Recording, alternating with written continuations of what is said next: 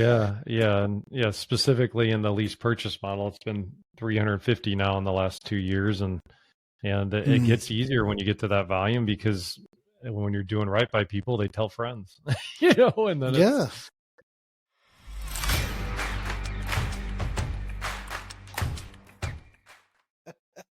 And welcome back to the Money, the Mindset, and the Mentoring Podcast. Today, we've got Jim Manning here with us. He's the founder of 3 Doors.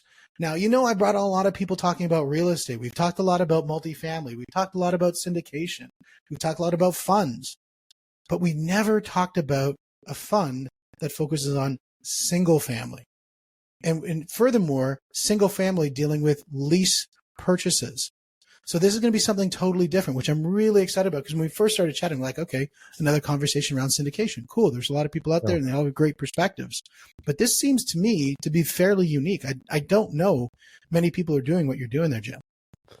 That's right. Yeah, we've kind of stumbled upon something that's been working really well for us. And I don't know many people that are stubborn enough to take over a decade and a half to do the volume that it takes in residential real estate to have a fund even make sense, right?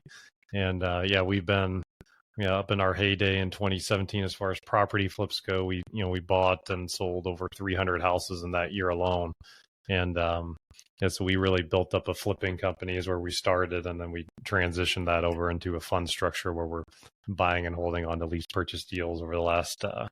Started working on that around 2018, something like that.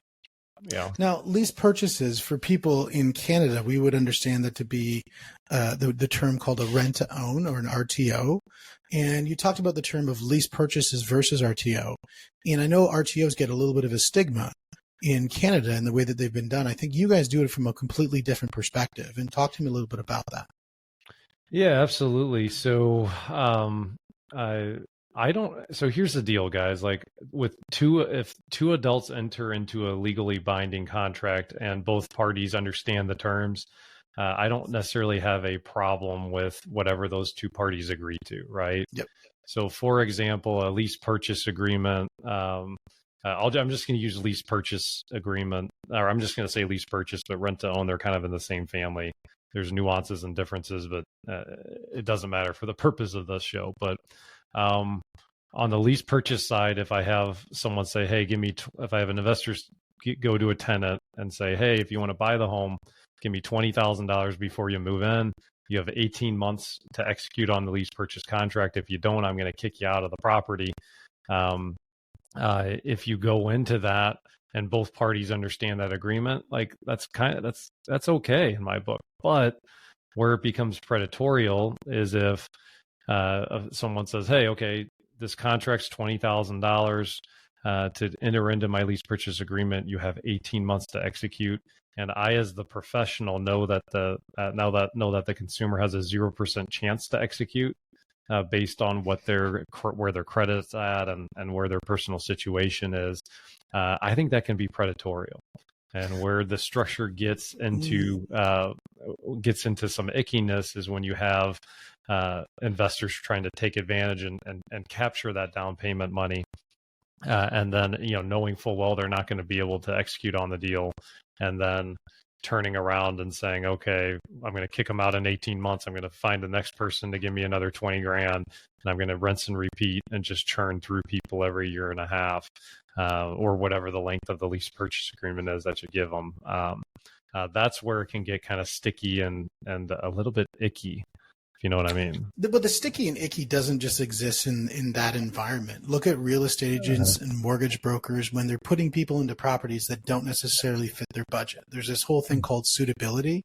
And then when you're doing mortgages that are private mortgages, there's this thing that's called an exit plan, because it's great to give them the money, but then you got to get that money back because it's only supposed to be for a short period of time. It's called bridge financing. And a bridge means there's something on this side and there's something on this side. So there's something on both sides supporting a decision. And so you got to have that entrance. What's the plan to get in? And most importantly, you got to have the exit. What it is to get out of it. And so the idea is if somebody's going in and very clearly spelling out, here's what we understand that exit to be. And everybody's all knowing, parties knowing, look, you've got to make more in your job, or you've got to save up another $20,000, or you've got to just do the right thing. And if they show up at the end of it and they've got a new sports car and maybe bought a little RV, and they're like, I don't have the money. I can't believe you duped me into this deal. That's something where they've let down their part of the deal. Yeah, and that's different than going into that deal as the professional, knowing, hey, even if everything goes right for this person, they're not going to be able to execute on it at the end of it, right? Yep. And I believe personally that as the professional, it's on us to do the right thing and to hold ourselves to a higher standard than just chasing money. Absolutely. Personally, that's what we believe in, and well, you could almost say you're actually chasing money in doing the right thing because it's going to produce better outcomes. And by producing better outcomes, it's going to be easier to find people to do business with because you have a history of success, a track record of success. You're actually chasing better money by doing the right thing. Yeah, I was listening one time to like a scam artist guy that, oh my gosh, I wish I knew all the details, but he had like a whole call center of 40 people and they had screens up and all this technology and all this hacking going on. And I remember thinking like, my goodness, that guy is such a hustler. If he just realized that he's being a business owner, and if he just like played within the rules, like he would make a fortune. He'd be, rather than getting thrown in jail, he'd be making 100-fold of what he's making with this scheme, right? But that's a lot of schemers. Right. You're 100% right. Schemers are business people. They're just business people who operate outside of the moral compass or the ethos that the rest of the world exists. Yeah, and they still have to hire people. They still have to close. They still have to maintain a profit margin. The only thing they're missing is morality, and that's probably the one thing they desperately need. And that's right. Yeah, and it can be harder to keep that going than just a business where you're trying to help people. because you're going to attract the like people, right? Yeah. You're gonna see. The thing is, I think every time you do something dubious, you attract somebody who's dubious. And then you wonder how, like, I always say this in the mortgage space. We run a mortgage brokerage in Canada. I always say, if you're going to do fraud, guess what's going to show up in your desk every day? You do it once, another fraud deal will show up because everybody's going to know, and all the fraudsters are now going to start reaching out to you. So the first time you do fraud, guess what's going to happen? Now you have a whole desk of fraud. You are the fraud guy. That's so right. Don't do fraud. Right. And the same thing applies in your space is that, you couldn't do what you've done in building the ecosystem of success if you didn't build a business of success, because you'd be called out by some sort of jurisdiction. You'd be called out in the news because, a lot of these things, that's how it happens. And to do the number of deals that you've done with the organization, I think it was about 3,500 or so, I think you said. Yeah. And specifically in the lease purchase model, it's been 350 now in the last 2 years. And it gets easier when you get to that volume because when you're doing right by people, they tell friends, and then it gives them an opportunity. Let's talk about an opportunity that kind of came up on the plate a little while ago that for one of my clients. You want to chat about that one for a little bit? This is a real estate deal that happened in Canada. And so this is a deal where the client is a business owner and he's actually using the rent to own model as a tool for him to attract great talent into his business, because there's a lot of people who are out there that, they need to move in order to get into where they need to work. And he's got a business that's just dying for people. And there's a lot of great people working in jobs that they're just going nowhere. So he's providing huge opportunity. But for them to make a big change, they have to make a big change. And so he says, no problem. I'll buy you a house. And when you're ready, you can buy it back. And it follows that same sort of lease purchase agreement, but it's used as a tool to be able to build employee satisfaction and to be able to recruit people in your organization. And that to me is a hugely noble task and a very smart businessman. Absolutely. Anything we can do to help stand out from the crowd is an amazing thing, right? And that's really like we talk about, and we're talking about money, we're talking about mindset and mentoring, and like Steve, what a brain, by the way. I get all of y'all listening to this guy. Like it's been fantastic getting to know you, even though you're a newer acquaintance here. But when I talk about it, there's been times in my career where I was in groove with and in sync with what the market was doing. And when you're in sync as an entrepreneur, it's like shooting fish in a barrel. And there's been other times where I've been out of sync with what the market was doing, and it was like pulling teeth to make a profit. And like an example of that, like in real estate investing, is there's a concept called market of the moment. Have you ever heard, Steve, has anyone ever talked to you about that before? No, I'd love to learn a little bit more about this. Okay, so in 2006, when I started, the market was turning and we had a historic real estate shift. And the market at that moment was called short sales. And what a short sale is, for those of you that are newer to the investing world, is if a property's worth $200,000, but the loan on it's $300,000, as the investor, you talk to the bank on behalf of the homeowner and you say, "Hey, let me buy this house for $200,000 because it's only worth $200 now. Will you agree to sell the property short of the loan amount?" So when we started out, we were doing a bunch of those. And then as the market turned and shifted, and there's historic levels of equity right now, there's not many short sale deals out there. So what was a market of the moment and was like shooting fish in a barrel to do these deals has now is the exact opposite of that. So the exact same strategy in a different environment now becomes a lot more difficult to do. And I have a friend that does short sales still. And he said the only short sale deals that he gets now are these crazy ones that are so off the wall that they're incredibly challenging to pull off. And so, as entrepreneurs, it's like what I have learned is like not all opportunities are created equally. Like in the case of lease purchases, we take on far less risk than we did when we were flipping properties, and we're making a crazy amount more money than what we did when we were flipping properties. And a lot of times we think, oh, well, higher returns equals higher risk. Well, not all strategies are like that. There's some that you can really hit a nerve on and explode on. And we've been fortunate with this one to have found what in our market has been a market of the moment. I can't speak for across the nation, but I certainly can speak for St. Louis. And most of the deals you're doing are within the St. Louis area, is that correct? Or? Yeah, St. Louis, Missouri, and the metropolitan area. We have some in Illinois as well. Yeah. Nice.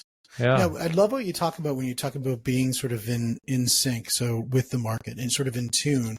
And when you're running at that sort of same resonation, sort of the same sine curve almost, really, you're kind of feeling that everything's going easy, right? And I can think back to certain times in the business where that feels that way. And I can also feel where your sine curve gets a little bit out of it and you start bumping into the opposite. It's kind of, you're feeling not in sync. You're feeling everything's getting more difficult. Right now, what you look at where in the market right now, you talked about the short sales being something that was, you had a rhythm for it. What is the rhythm now for you? What is the way that you're looking for business at this point? Yeah, I mean, the rhythm now, so what's going on in single family real estate is there's a lot of hedge funds, real estate funds that are trying to buy up as much as they possibly can. And the reason why is because it's a common sense investment right now. We're in a housing crisis. And NAR, National Association of Realtors, did a study that we're 5.5 million houses short that should have been built to keep up with demand that weren't over the last decade. And then when we have, we were talking about demographics earlier before we hit the record button, but millennials are a bigger demographic than baby boomers. Okay. And then also Gen Zs are barely smaller than millennials. Okay. And I grew up with baby boomers as parents, and they would tell me, they would make little passing comments all the time, like, man, the baby boomer generation was so big. It created so much wealth for so many people because of the amount of people that influxed into the market. The difference, though, was that the baby boomers was followed by much smaller demographics. Whereas right now we have Gen Zs and millennials that are two big demographics stacked up next to each other, and they're all entering into the housing market and increasing demand on the housing market because these are people that are getting married, they're starting families, so on and so forth. So that's area one, that there's a massive demand for housing that's increasing right now. Then the other interesting thing is that we're also in a labor crisis. Oh my gosh, why am I blanking on this? Don't quote me on this, guys. I believe it's 1 in 4 construction workers are over the age of 55 right now, and they're going to be exiting and retiring. So not only are we 5.5 million houses short, we also have a labor crisis on who's going to build these properties, and so when you stack those two together, to me, it's a very common sense investment. Let's just buy and hold on to as much as we possibly can right now in this environment. And I want to preface this with my opinion is very biased on what's going on in my market too, St. Louis. There are different real estate's a localized thing, guys. There's different pockets that can behave different than what the macro level trends are, right? But so to me, it's it makes sense. It's just we're going to just buy and hold on to everything we possibly can. And in our case, with the lease purchase deals, we typically get more cash flow than what a normal landlord gets, and we have less overhead. So, so it's been a blessing for us. It's been incredible. Well, I think the buy and hold strategy has a lot of merit right now when you look at, I don't know, let's look at the average wage that somebody makes today versus the average wage somebody made 5 years ago. Because the inherent cost to feed the person who's building that house has, gone up by, 10x easily. And then the labor has gone up, the material has gone up. And then I think you're right when you look at the scarcity of the labor pool itself. When we look at COVID and these lockdowns and these people they were in the trades and they had kids, they had to go off to work, but their kids had to stay home and they couldn't send them to school because school operated like a quasi daycare because at least you could get the kids out so you could go to work.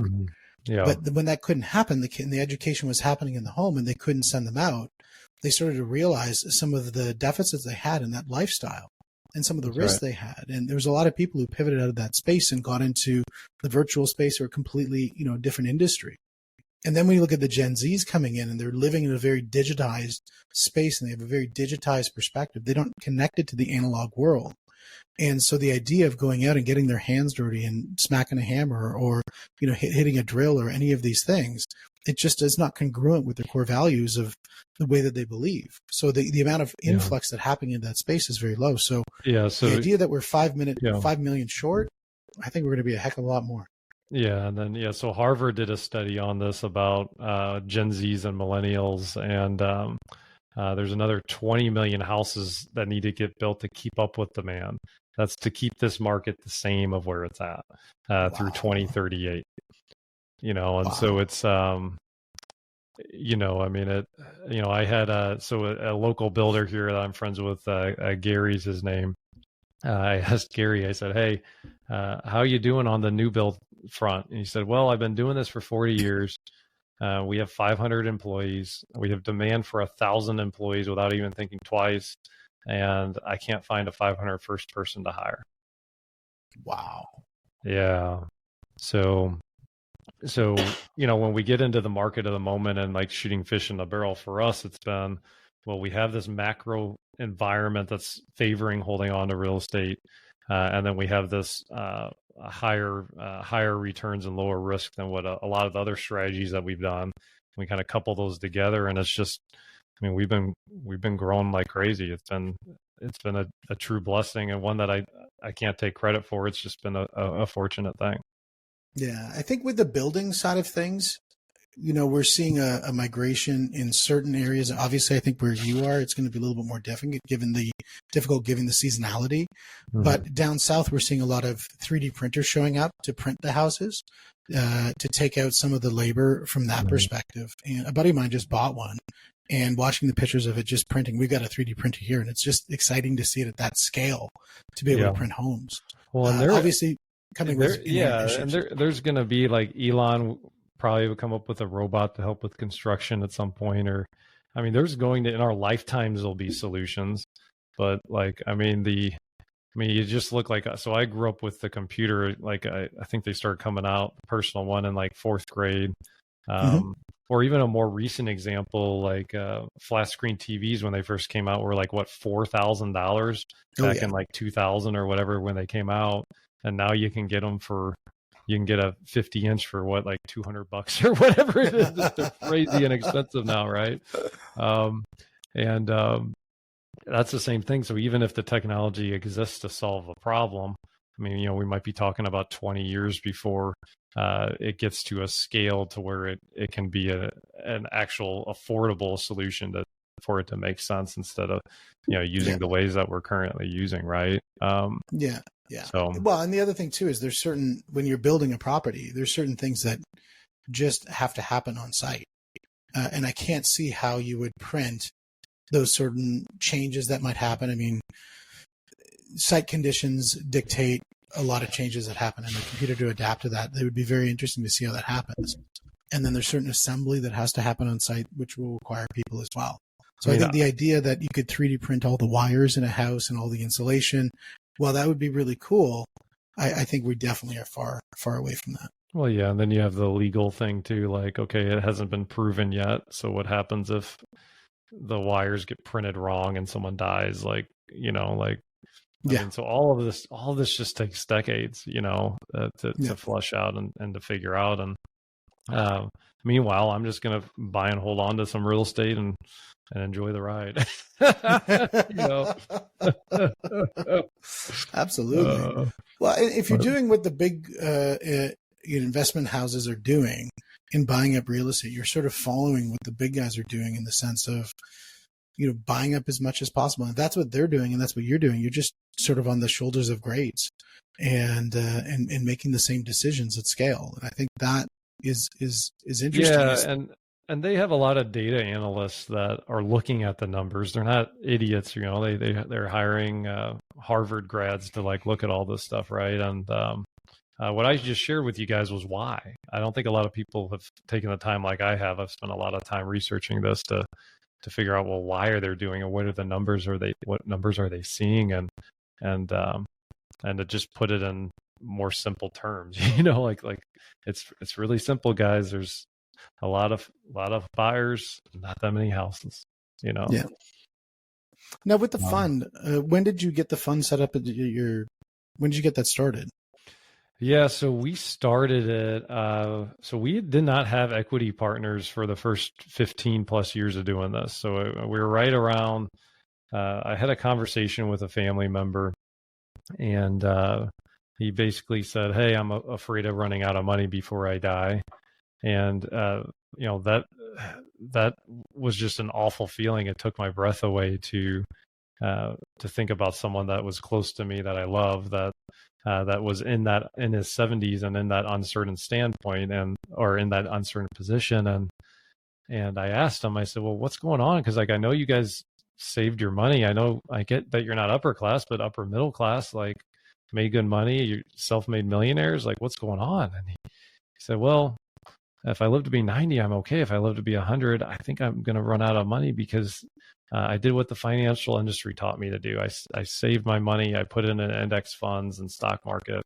And right now, with a war looming, inflation's going crazy, and the market's kind of just unsettled. It's in an uncertain spot.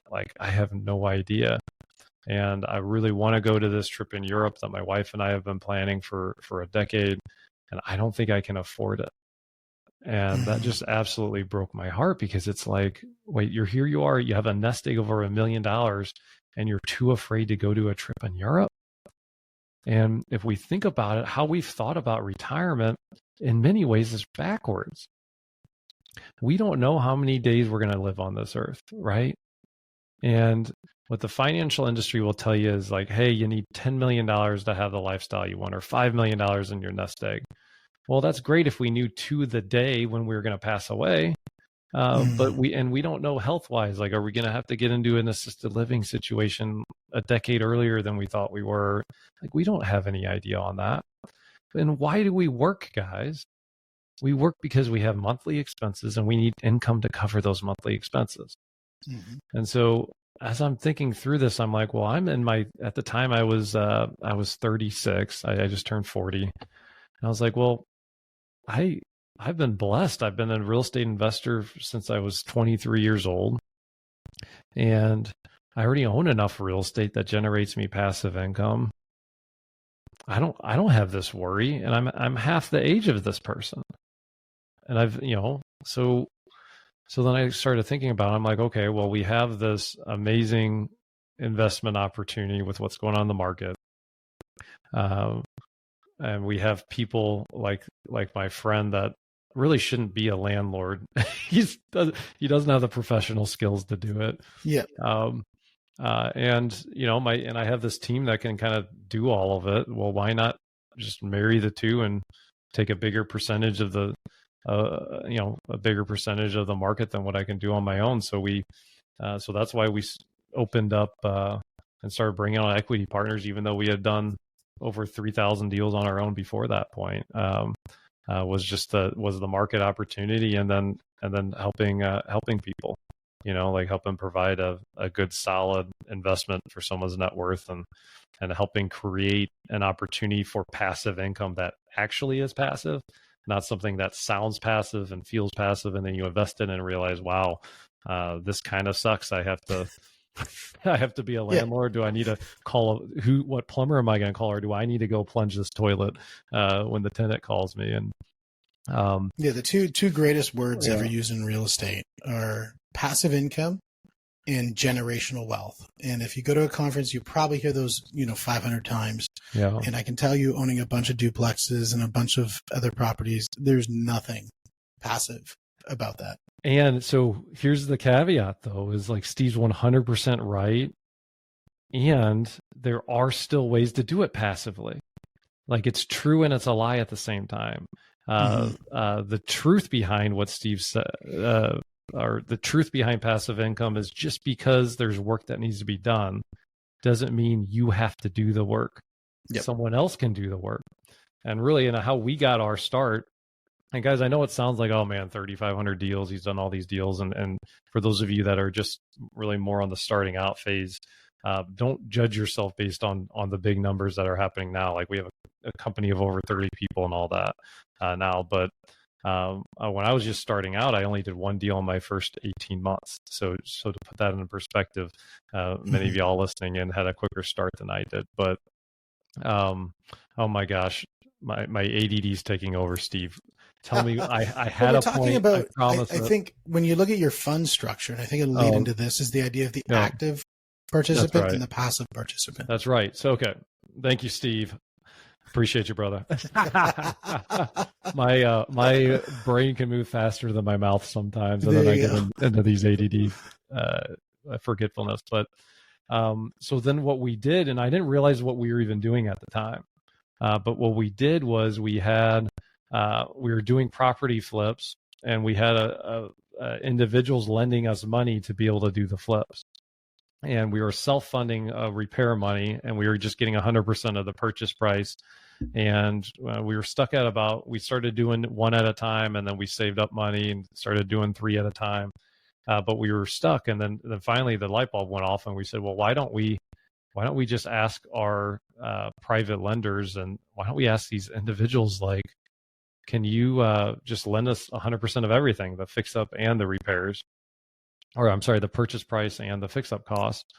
And we asked our people, and they're like, well, yeah, we've been working with you for 3 years. What do we care? We'll just make more money on lending you more money. And so then that was really how we scaled our company. Instead of being able to do 3 flips at a time, we were only limited by the amount of capital we could raise. And so infinite capital could mean infinite amount of flips, right?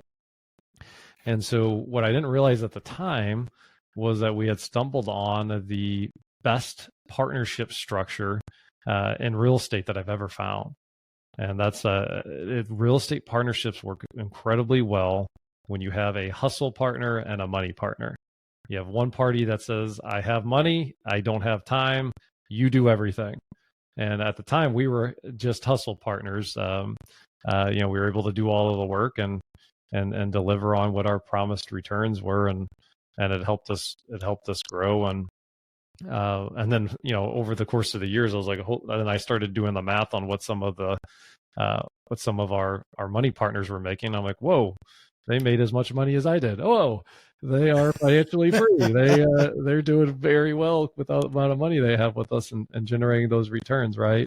And those structures, because it just gets very clear, right? If you have a hustle partner that can handle all the problems that are going to come up and that you can rely on, then you can just be a real estate investor, but just do it from your couch. Like don't if you've taken the time to earn money, you don't have to do any of the work, and you get all 100% of the benefits of investing without any of the legwork. So yeah, I mean, and that's so then we kind of built it on that, and then here recently in the last couple of years, we decided to bring on equity partners to help take advantage of the real estate market and to help continue with that passive income generation and help people with their retirement. Yeah, I think when you have very good delineated roles in a relationship, it becomes really easy to work together. When you have that, as you say, the hustle partner, and they know exactly what their job is, and then the money partner knows exactly what their job is. Show up with a check, go home, and go do whatever else you were doing. Yeah. And so I think having that as a really strong structure allows each person to see success in what they're doing. It gets really mucky when both parties want to do the same thing or don't want to do the same thing. And so I think you've really fallen into a model of success. Yeah. And I've seen I've been doing this long enough. I've seen a lot of friends that have partnerships that have failed. And the interesting thing is we tend to like and want to work with people that are just like us. And if someone's like you're spitting it like your twin, they have the same amount of money in the bank, they have the same skill set, they like to do the same things. That is like a terrible business partner because they're good at the same things. What synergy is there in that, right? Like you actually need someone that it has the exact same values that you do, that you can trust. That should be the same, but then their skill set should be different, and you each bring different things to the table. Absolutely. There's a great tool. It's a disc that really helps people figure that out, which allows you to look at the four pillars of what makes up a way that somebody makes decisions and acts and relates to the world. And once you can understand those four pillars and know where you sit, you kind of know where your liabilities are and where your assets are. And then if you look around and you surround yourself with people that are different than you, you can really build up some really great inertia, as long as you know how to communicate. Because when we surround ourselves with people that are different than us, they act differently as well. They think differently. So we can't expect them to act in the same way that we do. So then we can also then interface in the way that they want to be interfaced with as well. That's right. Yeah, no, that's awesome. Now, what does it look like for you if we were going to just shoot out 5 years down the road, 10 years, whatever the lens takes you? What does that look like for you? What's funny is I'm having so much fun, and we're at the the J curve of growth. Things are really growing. It's hard to know exactly where this thing's going to go. I don't the thing that I hope is that I'm still connected to what I feel like my purpose is, and still trying to help people at the same level. I don't, it's not really like a money thing for me, just because we've been doing this long enough to where, it's really more of an impact thing. I'm trying to help people, help make an impact on people's lives. So whatever I am doing, I hope I feel as called and kind of in line with the purpose of why I'm here, like I am now. So, well, I always think money is one of those things that if you have a great relationship with, and I know you do, is that money is a lot of times the epicenter of impact. The more money that you have, the more impact you can make. And, if you're out there buying up houses and rehabbing houses and you're buying 100 of them, well, you might be providing jobs for 500 people. That's right. You might be providing homes for 3,500 people in good quality neighborhoods. And so your impact is greater the more that you can create from money, because money has no value intrinsic to itself. It's a debt obligation. But the idea that the asset side of it is the impact that it can make. It's the currency of impact. Yeah, and there's a term that I've been studying here recently about the eternal rate of return, not just the internal rate of return. And it's thinking more about that impact. And so for us, we're taking a part of our funds deal is we're taking a homeless veteran that served our country and or I'm sorry, there's Canadians listening to this, served the U.S. It's all good. It's all good. He and came back and fell on hard times, and life happened. And we said, you know what? You served our country. Restoration House is the name of the charity we're doing this with. They've helped you get back on your feet. You're employed now. Rather than wait 10 years to be a homeowner, we're going to help you go from homeless to homeowner. And this isn't going to be a handout, right? Like we're not going to just give it to you for free. You're going to have to pay for it, but we're going to do it at cost. We're not going to make a profit on this.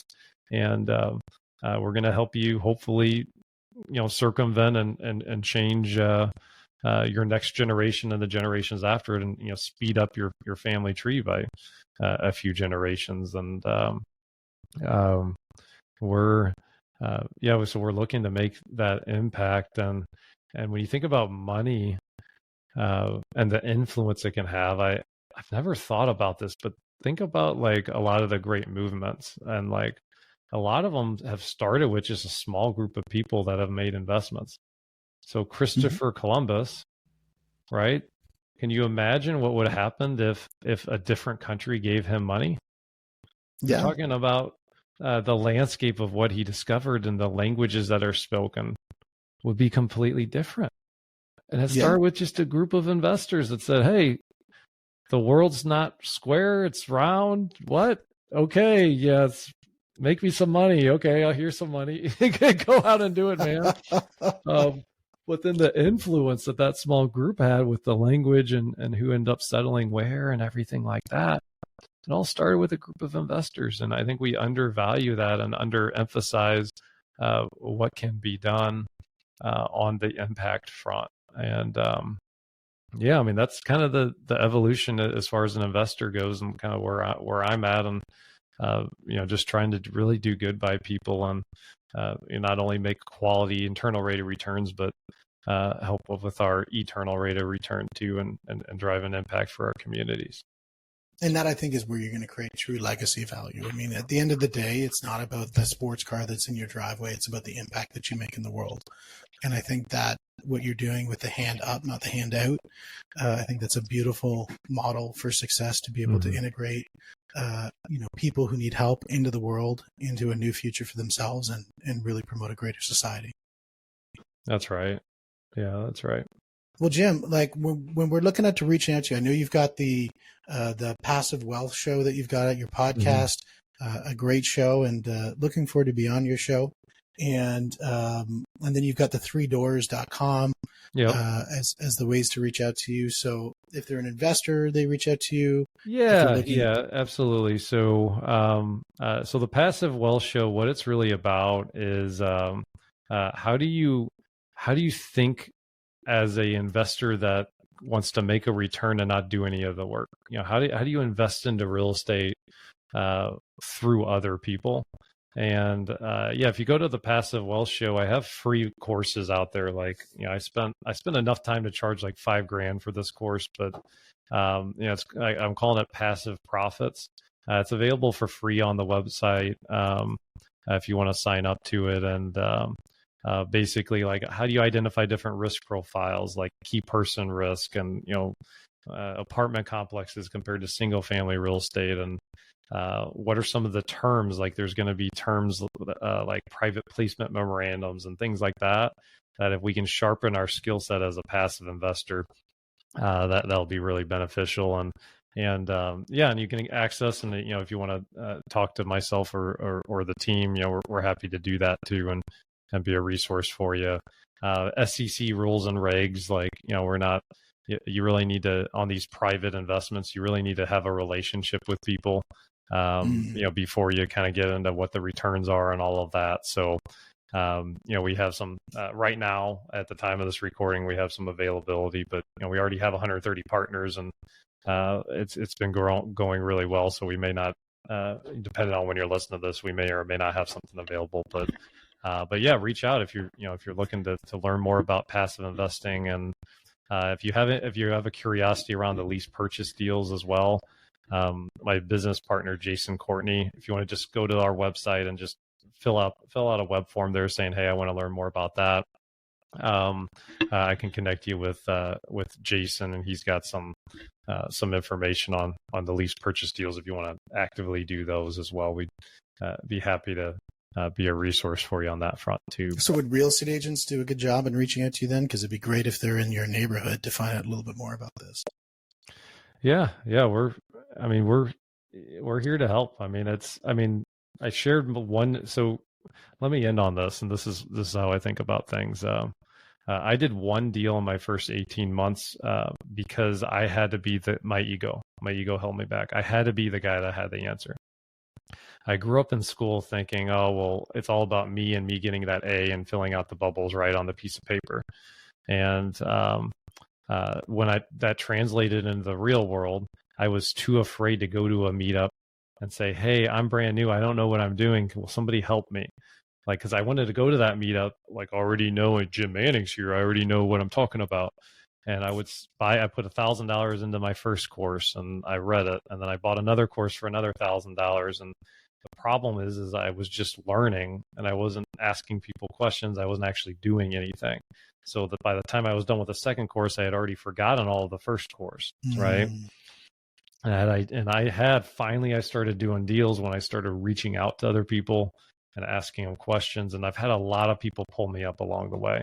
So like on the website, there's an opportunity to just talk to myself or our team. Like we're here to help you. I mean, that's and kind of pay it forward because of all the people that we've leaned on and relied on along the way. So I'd love to get in a relationship with any of y'all that like the thought of lease purchases or being a passive investor, and let me know. Here to serve. So. That sounds amazing. And I love the idea of what you talk about when learning. You're getting into action, getting into relationships, getting into moving, because that massive action always beats that perfect planning. And certainly a testament with the results that you had. Yeah, and that's right. Jim, man, it has been an absolute pleasure on the show. Learning a lot about this. I was excited about it because I've not seen this before. You are unique. You are the unicorn. So it's been a pleasure, my friend. Oh, that's great. Well, have a great one, guys. And thanks for having me on. I appreciate it. Hey, no worries. And guys, this is the money. This is the mindset. This is the mentoring podcast. We'll see you on the next one.